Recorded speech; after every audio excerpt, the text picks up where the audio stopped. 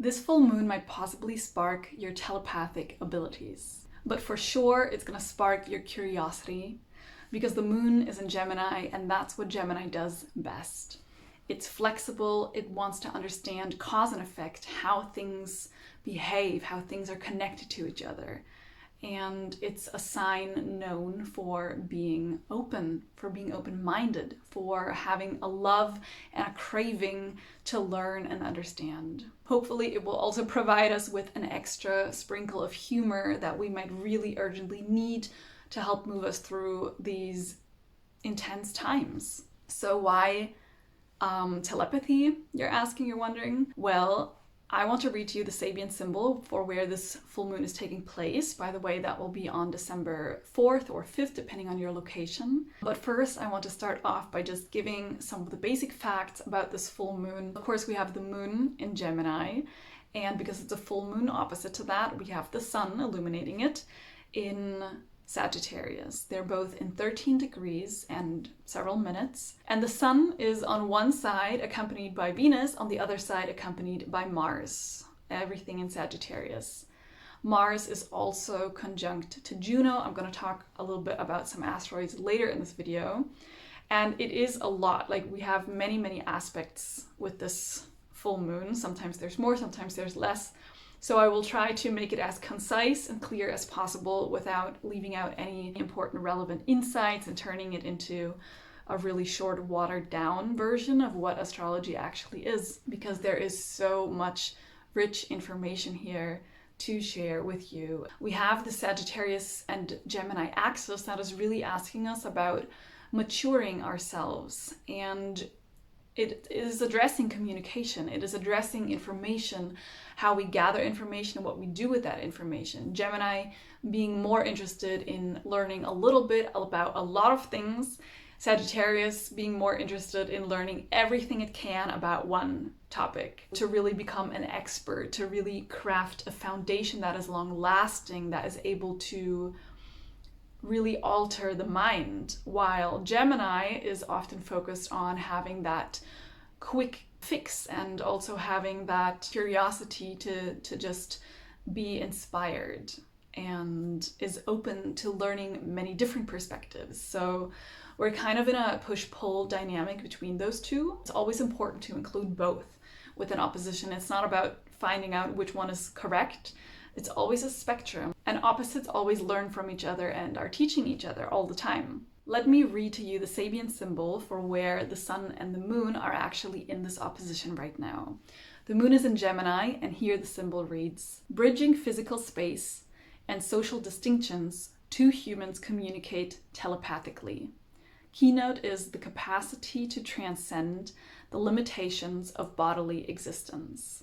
This symbol talks about all of the physical things that we use in order to move through this physical dimension and to actually be in this kind of stable state. So we create the body, we create the ego, we also create these cultural and social identities and norms. And the symbol is talking about a moment where we consciously choose to transcend that, and therefore we are able to overcome the limiting boundaries that culture and ego have on our communication. And it's also really going into the detail that communication here is about vibrating. So the cells vibrating with each other.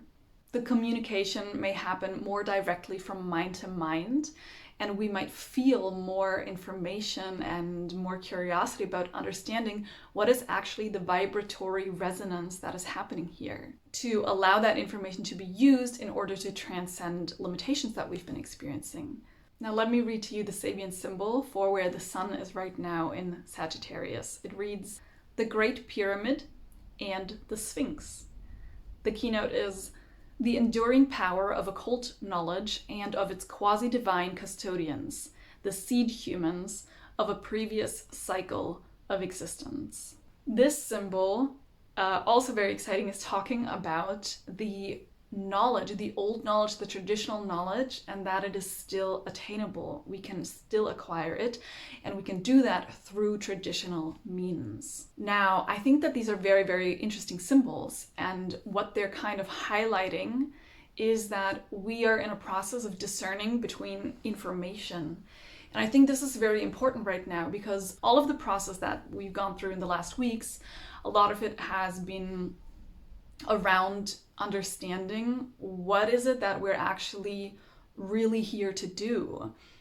Letting go of some of the beliefs of what we think we are here for or what you think your purpose might be, and of connecting to the more natural truths of life as a cyclical, evolving kind of consciousness. We are wanting to find more fulfillment, find more satisfaction, but also we want to heal many of the things in the world that we are observing that aren't really serving the true purpose of being and the true purpose of existence, that aren't bringing us into the fulfillment, into that satisfaction, that are not bringing us into real health, that are not bringing us towards peace, and that are not really bringing us into an experience of life that we feel is actually worthy of what is possible. And so as we go through these iterations of understanding more and more about those topics, now we're really addressing also information. Where is our information forming those beliefs and those systems and those cultures and those structures that are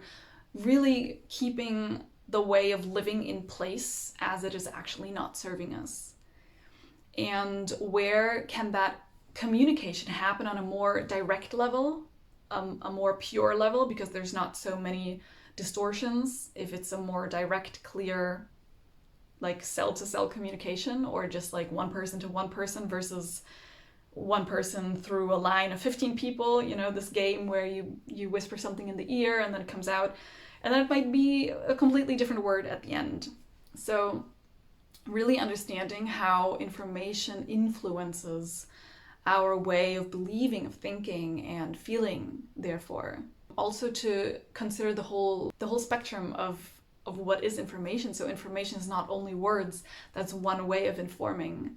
It's also body language. It's also subtle energetic frequency. It's how something vibrates.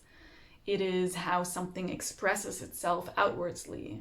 Like, I was just thinking of the example of a plant. You can tell when a plant looks unhealthy and needs something to change, needs a kind of support, or is lacking nutrients, or is having too much or too little sunlight or water. The plant begins expressing that, and of course humans do as well. You can sometimes tell by looking and feeling someone's presence how healthy they are or how comfortable they might be feeling in their body. And I think it's very interesting in this time where AI is really rising and we are getting more and more information off the internet, which is amazing because finally a lot of people have access to information. I think it enables people to really learn a lot more self-sufficiently. I think it also it kind of lowers some of the boundaries and like entrance barriers and this kind of gatekeeping that has been happening a lot with around knowledge and around education in the last centuries. But we have to remember and consider that things that are on the internet may not be complete, and that these AI programs and systems, they are really being trained by what is available online, what has been digitalized. Now there's a lot of information that has never reached that digital realm. There are many, many, many books in the world that have never been digitalized, and there's still a great number of knowledge that isn't attainable through the digital world, through the internet, and also that AI in that sense doesn't have access to. So I think it's important that we don't over-rely on AI as a source of information because it's actually highly incomplete. And that we remember other routes and other paths of actually gaining experience and information. And that might be to read real books that are nowhere to be found on the internet, to really do research in old records, for example. But I think it also includes just a general understanding that sometimes experience and knowledge is really only attained by doing something yourself. And by going through the journey. Sagittarius is about traveling, about going beyond the horizon, overextending yourself into a new experience. And it's that experience that also gives us knowledge, right? That's also called, I think the term is sticky knowledge. It's the kind of knowledge that we can only get through doing. For example, riding a bicycle or learning how to swim. Those are things that you can prepare yourself for mentally by maybe reading about it, but ultimately your body can only learn it through experience. And there's so much knowledge through experience that just can't be transmitted in any other way. I think it's important that we remember these truths and that we allow that remembering to help shape how we think we should approach life and what we think the steps are to actually reach our dreams, our goals, both individually and as a society. The more the world is digitalized and things are being automated and humans are being replaced with AI in terms of tasks, in restaurants, even in schools, I think we have to remember what type of knowledge and experience might be lost through that. Some type of human knowledge, social knowledge, the information that we send to each other through being in exchange, through speaking to each other, through eye contact, and perhaps consider the value of that and what might be at stake. We have Venus in Sagittarius, we have Mars in Sagittarius, and Mars is conjunct to Juno in 22 degrees. Mars is also forming a trine exactly to Chiron. Mars is also squaring Saturn and Neptune. And another really important square is between the moon and the sun and the axis of the north and south node. So they're also in square to each other. And then we have a very prominent grand water trine that has been in place already for a few weeks, with Jupiter in Cancer trining Saturn and Neptune in Pisces, trining in Scorpio, Black Moon Lilith, and Mercury as well. They're in Scorpio. And we've been in this process already for a while with this grand water trine, because with the last new moon, the moon and the sun were there. And the full moon before that, Mars was there. Now they've all continued traveling. Now we have Mercury. So what does this mean? We've been in a really intense process in the last weeks. It's been a lot about refining our idea of what is important, as I mentioned in the beginning, but also really refining our emotions. And as you may know, if you've ever done emotional work, healing and releasing emotions is kind of a byproduct of understanding. It's a byproduct of changing your awareness, of having more or different information, and therefore being able to change your perspective. And therefore, as a byproduct, the emotion will no longer be needed, or it will shift into something that fits the new level of awareness. A lot of the things we've experienced in the last weeks have kind of shown us that we can't always control things in life, and some of the things that we thought they would look like this or look like that, they just kind of turned out to be very different. Not necessarily different bad or different good, but just different. And so with all of these changes, we've really been needing to adapt. We've also maybe already shedding layers of the ego and finding reasons to continue moving forward and finding reasons to interpret what is happening in a way that feels empowering and motivating to move forward, instead of interpreting everything that is happening to make us feel even more of a victim and make us feel even more powerless and helpless and stuck in our trauma responses. So now with this grand water trine, Mercury's there, and Mercury has been going through this whole journey backwards, inwards, reflecting, and is now ready to kind of move into life again with that new information, with that renewed sense of self. And this whole moon is so information focused. It's focused on communication. Mercury is also communication. And this is really showing us all of these repressed things that are so important. It's like it either makes you or breaks you. And that's kind of these decisions that we're confronted with now. Is everything that's happening, is it making us or breaking us? And even if we break, what is that breaking doing? Is it allowing us to rebirth or allowing us to give up? Mercury and Black Moon Lilith in 28 degrees and 22 degrees are also in opposition to Uranus. So that is still bringing us this kind of energy of really unexpected sudden shifts, of needing to be innovative, and of needing to understand the purpose and the necessity of sudden abruptness. So think of it this way. Something that happens really suddenly, it can be scary. It can make us dissociate, or it can kind of rip the carpet away from underneath your feet, and it's destabilizing in one perspective. But on the other hand, it also pushes and forces movement, forces change. It forces evolution. In German, we have this saying, die Not macht erfinderisch, which means that when we are in crisis, we get more inventive. Like we become inventors, and we have to be creative in order to problem solve. So in that sense, Uranus is also forcing our creativity, forcing our problem solving skills by pushing us through these challenges right now. With Mercury there, what are we really wanting to tell? Which part of the story are we really wanting to share and communicate? Where's that enabling us to move? Right now, the importance of understanding emotions and the impact that emotions have cannot be undervalued. I want to give you an example from the body physical space. We have, for example, the spine, and maybe some of us have these like problems that we don't really know where they're coming from. Like we have headaches or migraines, or we feel it's really hard to focus, or we have these weird pains and aches, and we just maybe have tried so many things and we don't know what it's coming from. Sometimes in the spine, there are things that are not really in place, that are not really adjusted perfectly, and one of that could be the atlas, which is the most top segment part of the spine, where the spine meets the skull.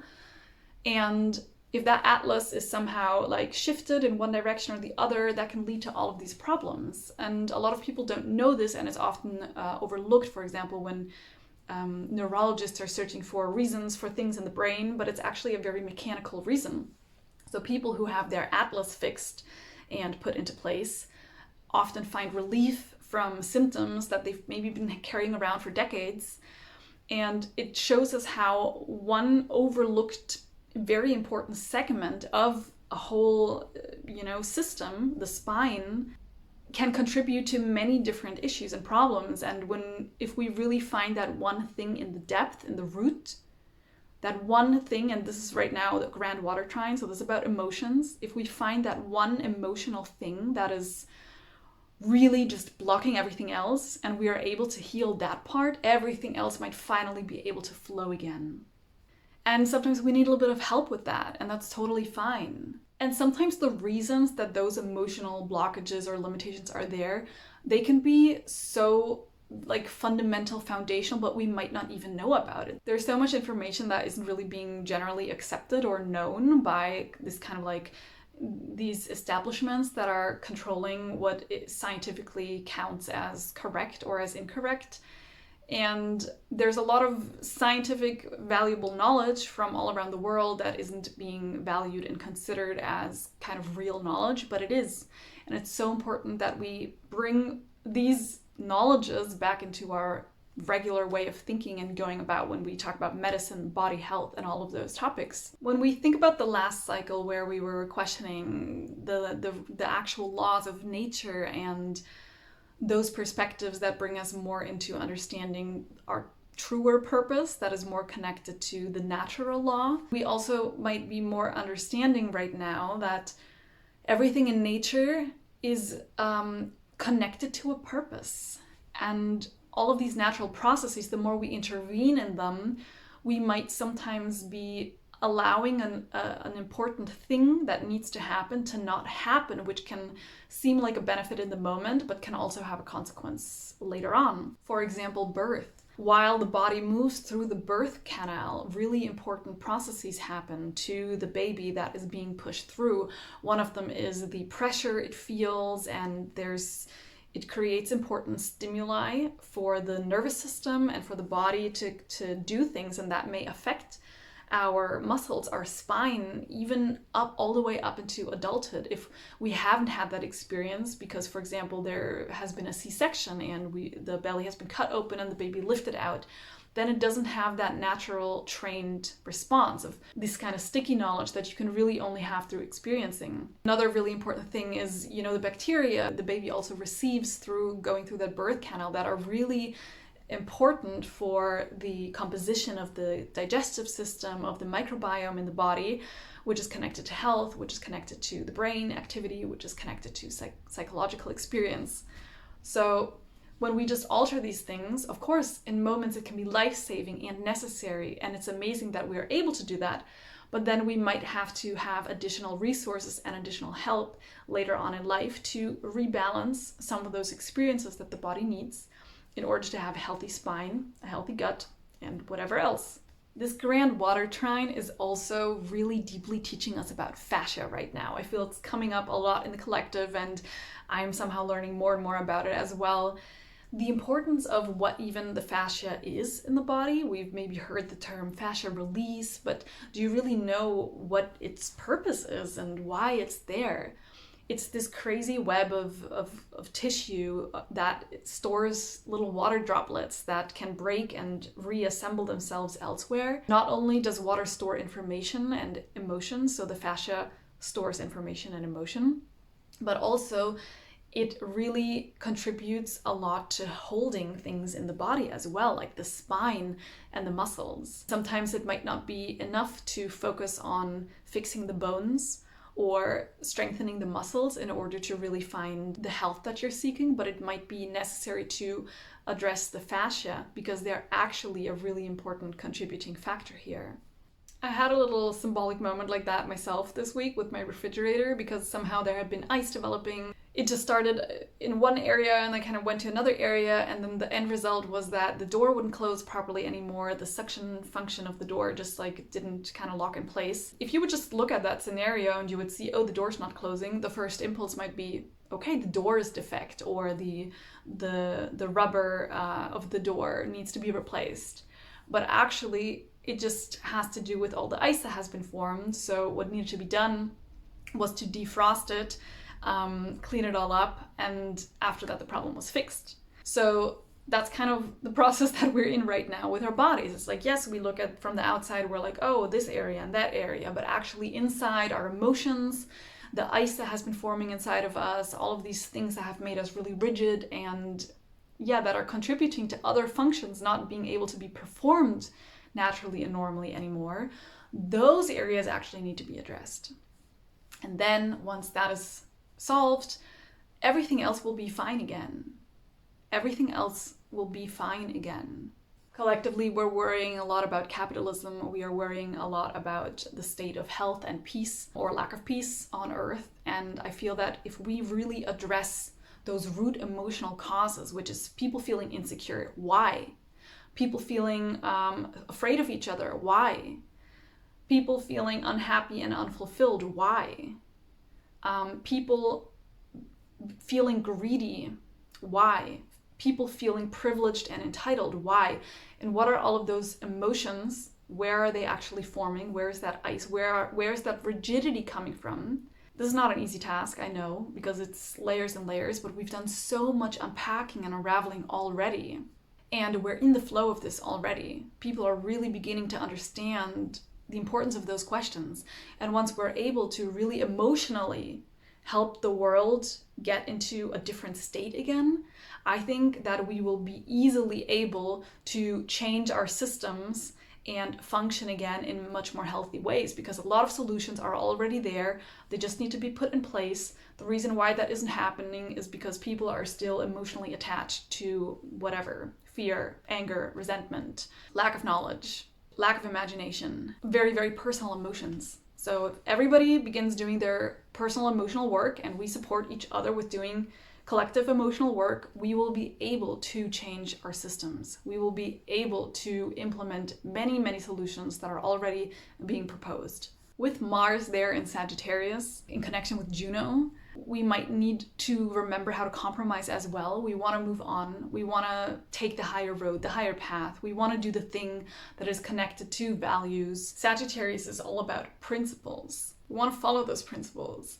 But we have to sometimes also make sacrifices there with Juno to be true to commitments, understand how our personal wounds are playing into the principles that we accept and the principles that we refuse, and consider why. And this includes the very principle of existing and the very reason for being. I saw a video by a woman, I think her name is Dana Findwell. I can link her video down below. She talks about the concept of ikigai. And ikigai is something that has been popularized in the last years. Maybe you've heard of it before. It's these 3 circles or 4 circles that all overlap, and one is like what you like doing, what you're good at, what the world needs, and what people will pay you for, and then the thing that is kind of in the middle, like that has a little bit of each of that is considered your purpose. And she explained, she has heritage from Okinawa where this concept came from, and she explained that actually the way we understand and think about ikigai and our purpose from this point of view is wrong. It's actually consisting of added information that has been added on later that was never part of the original idea of ikigai, and also doesn't contribute to the true essence of ikigai. And that portion is what people will pay you for, and even what the world needs. Those circles, they are not meant to be there in the ikigai. The original version of ikigai is actually really just telling us that what we love doing and what we do every day is our purpose. It's the things that is our reason of being. That's what the word ikigai is translated to, reason of being. And so those can be very small, everyday things that give you a reason to want to wake up, to want to go out into the world. It gives you a reason for existing, and it doesn't have to do with money. It doesn't have to do with financial success.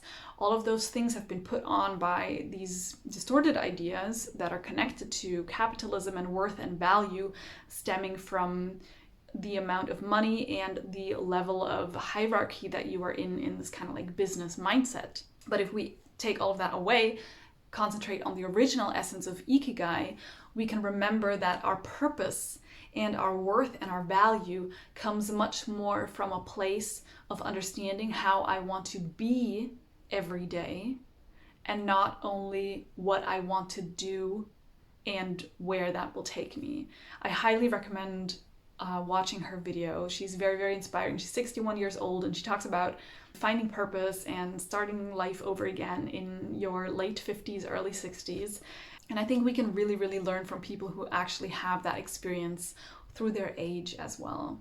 Before finishing the video, I want to highlight 3 important asteroids that are also part of this constellation, because these are the aspects that often really provide us a lot of healing information and can help us understand what steps can we actually really take right now to heal. One of these asteroids is the goddess Diana. Diana represents for us a place of resilience. It's where you want to assert your resilience and really show up in your own independent way. It sometimes can be seen as what you are doing when nobody else is looking, to kind of get back into your own natural state. And this is right now in Capricorn in 13 degrees, which means it's directly in a quincunx to the moon, which is a bit of a tricky energy because it's a very different way of behaving from those two. The energy of Capricorn is bringing a much more grounded, steady, consistent energy, much more connected with responsibilities and understanding, a desire to really be consistent. And that kind of clashes with the moon's desire in Gemini to be a bit more flaky and bubbly and inconsistent and moving back and forth, a bit less grounded and more airy. So right now, when you're alone, you might want to soothe yourself and make yourself more resilient by chattering and going into hundreds of ideas and trying to move back and forth quickly into figuring out what to do, maybe even in a state of like rush or hurry or even panic. But Diana is teaching us right now that your resilience is really strengthened if you slow down, take a grounded, practical approach, allow yourself to form a strategy before jumping back and forth, and allow yourself to be a bit more consistent than it might feel natural in this moment. The other two asteroids I want to mention are Chariklo and Pallas, and they are conjunct in the sign of Aquarius right now, 18 degrees and 15 degrees, which means they are actually in trine to the moon and in sextile to the sun. But it also means that they're squaring Mercury in Scorpio. So Chariklo is really about healing, but not through doing, but more so through being. It's about healing through your presence. And Chariklo is also an asteroid whose orbit goes in between the orbits of Saturn and Uranus. So Chariklo understands how it feels to be in between limitations and change, stability and instability, and can provide with that wisdom a lot of support and understanding, and almost a sense of unconditional love, a sense of just such a strong healing presence that reminds you of your worth of being. Chariklo reminds us how to find solutions and support with grace, and is able to weave things together in a way that really embodies and empowers unconditional love to be felt, to be remembered, and just has a very healing presence without trying to do anything. Now, in conjunction with Pallas, the energy is a little bit different. Pallas is all about using the skills to craft something and using that self-crafted, self-made tool to break your way free from boundaries, to overcome limitations, highly competitive, highly skilled, about using arts and tools and craftsmanship to really understand what to do, how to support yourself, and has also this like fighting energy of like, I am able to do it, I'm strong, I'm fierce, I'm bold.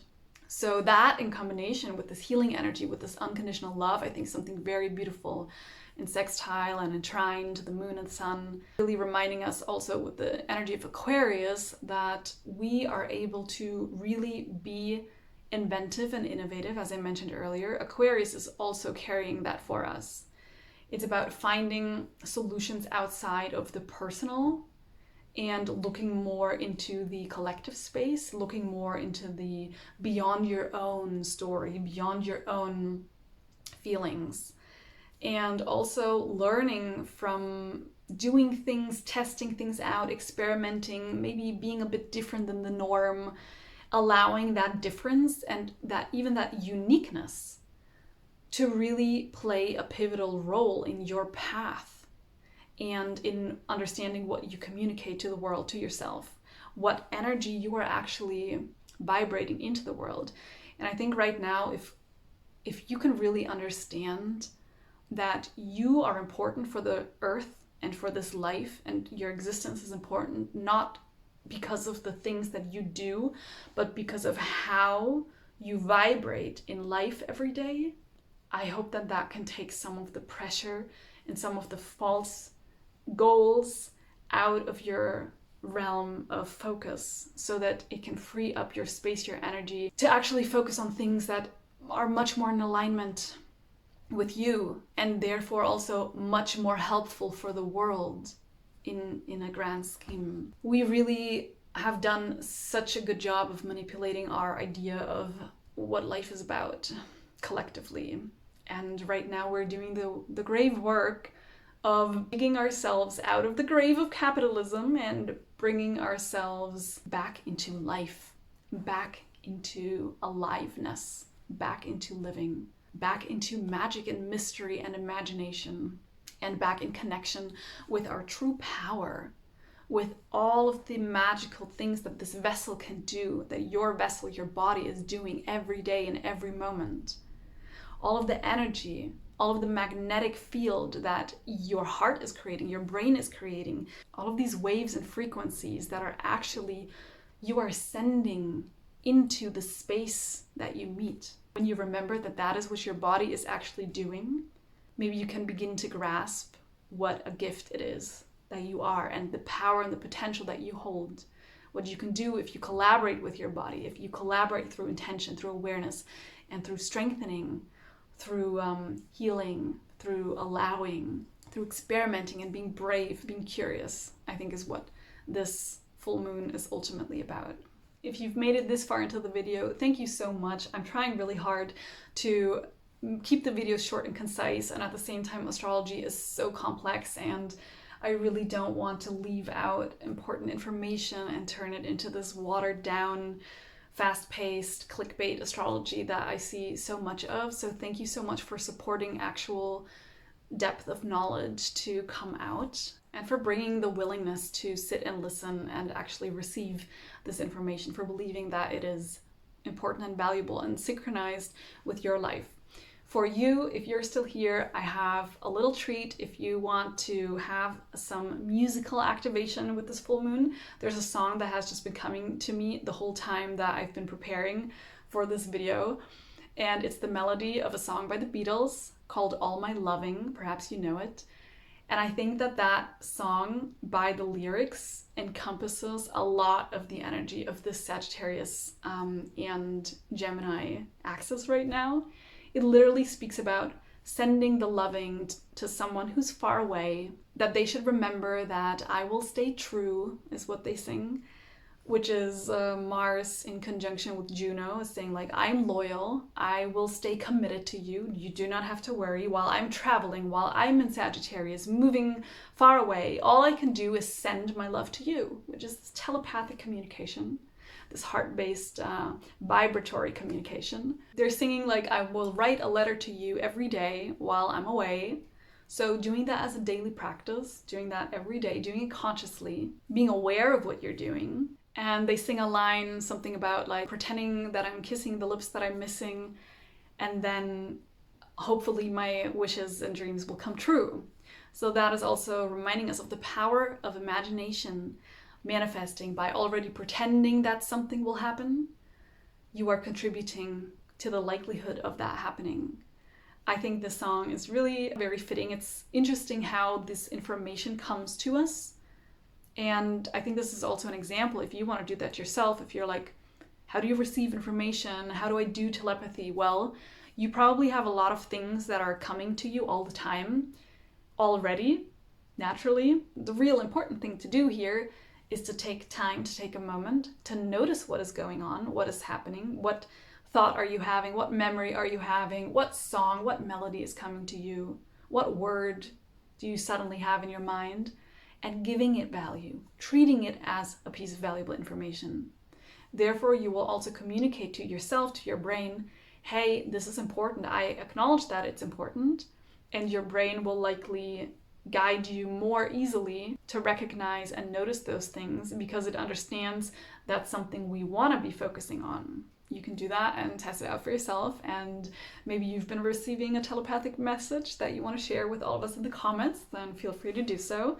And go ahead and listen to the song if you want to be inspired by some very loving tunes about love and be activated in that way as well. Thank you so much for listening. As always, if you would like personal support, you can contact me through my website. All the links are below, and we can have a personal one-on-one session to look at your chart, to use the tarot cards, to use NLP techniques, help you overcome any emotions or blockages, a wide range of topics that I can support you with. If you're unsure of which might be the best option for you, you can also just send me an email, or we can hop on a short call together to discuss what might be best and fitting. But always know that you are not alone and that you have resources. I'm one of them, and you're most likely also a resource for someone else. So also remember that you also have knowledge to share, you also have experience to share, and there are many people waiting for you to allow yourself to do that. I'm gonna finish it up, even though I could probably say a lot more. My moon is also in Gemini, so that just makes me extra chattery. Thank you for staying with me, and I hope to see you again. If you enjoy the video, it really helps me if you give it a like to know that I'm reaching people, and if you want to share the video with your friends, people who want to be inspired in the same way. It's always a nice gift to make someone is sharing information. So thank you so much. Lots of love from me to you. I'll see you next time. Goodbye.